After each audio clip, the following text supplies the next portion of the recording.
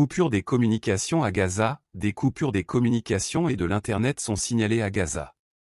L'organisation Human Rights Watch a averti que les coupures des communications et de l'Internet pourraient dissimuler des atrocités de masse.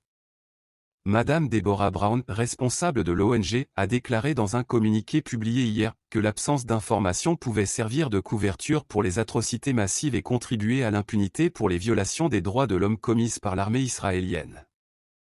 Pour sa part, Amnesty International a affirmé que l'organisation a perdu toute communication avec ses employés à Gaza. L'ONG a souligné que ces coupures signifient, je cite, qu'il sera de plus en plus difficile d'obtenir des informations et des preuves nécessaires concernant les violations des droits de l'homme et les crimes de guerre commis contre les civils palestiniens à Gaza et d'entendre directement ceux qui sont victimes de ces violations. Fin de citation.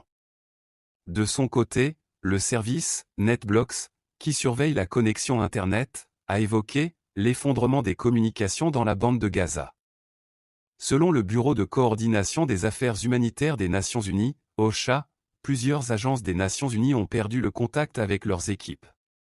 Le Croissant-Rouge palestinien a également annoncé sur le site X, anciennement Twitter, avoir perdu le contact avec son centre d'opération et toutes ses unités dans la bande de Gaza, à cause des autorités israéliennes qui ont coupé les communications radio, cellulaires et Internet.